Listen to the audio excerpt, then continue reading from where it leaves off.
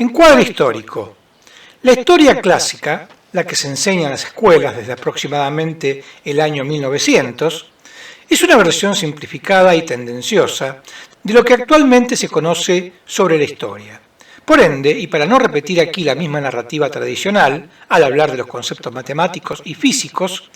hemos incluido este encuadre histórico elaborado a partir de los documentales actuales y de información actualizada disponible en Internet sobre los hallazgos arqueológicos que se han producido en los últimos 60 años. Tanto los registros arqueológicos como el análisis de ADN ha permitido establecer en aproximadamente 10 a 9 millones de años como el inicio del género hominina, del cual posteriormente se desprende el género hominido, al cual pertenece la raza humana. Simplificando, se estima que el hombre moderno, Neandertal y Sapiens, poseen una antigüedad de unos 300.000 años, sobre los cuales existen diversos restos arqueológicos, pero sin que se pueda establecer una secuencia cronológica fehaciente sobre la evolución de sus culturas. Se ha podido determinar que la última gran glaciación en la Tierra se inició por el año menos 115.000, con gran intensidad desde el año menos 60.000, lo cual produjo grandes acumulaciones de hielo, tanto en las regiones polares como en las altas cumbres, congelando áreas extensas de territorio y produciendo un descenso de las aguas de los océanos de más de 120 metros. Lo cual permitió la interconexión de grandes masas terrestres que hoy o se encuentran separadas o se han transformado en islas independientes, caso de Indonesia. Tal glaciación finalizó por el año menos 15.000, produciendo el retroceso de los cielos y la suba paulatina del nivel del mar.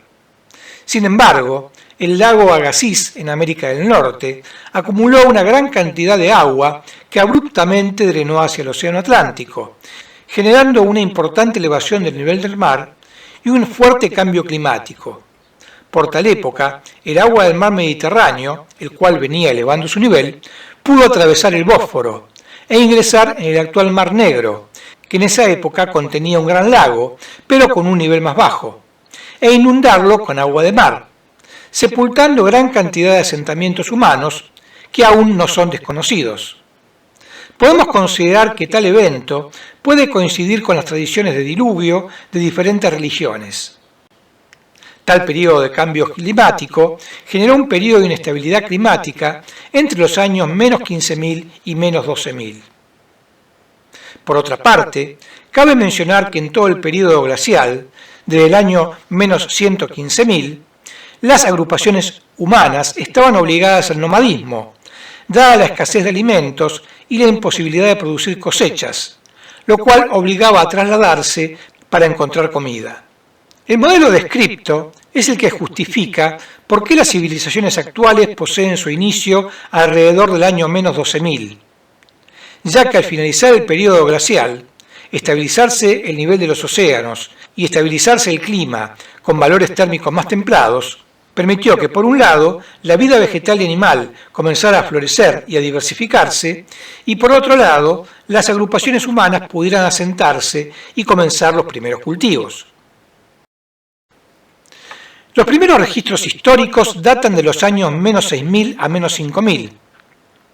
es decir, 6 milenios más tarde de los primeros asentamientos humanos y del inicio de la agricultura y la domesticación de animales. La historia clásica ha clasificado las eras históricas como edad de piedra, edad de cobre, edad de bronce, edad de hierro,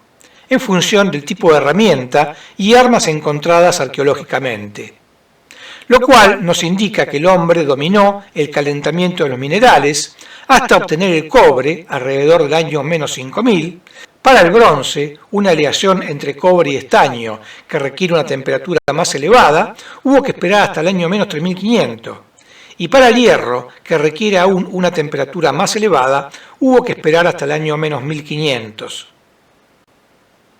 En la ilustración hemos agregado algunas clasificaciones adicionales, como las que incluyen al Neolítico, con las fases de alfarería y cerámica,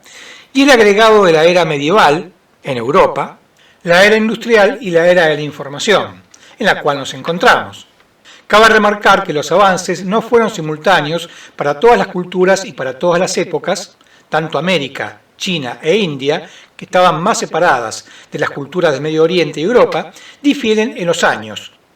En particular, debemos indicar que mientras Europa se sumía en el oscurantismo, luego de la caída de Roma en 476, Medio Oriente y el mundo árabe florecían dentro del aún vigente Imperio Romano de Oriente, el cual cayó en 1453.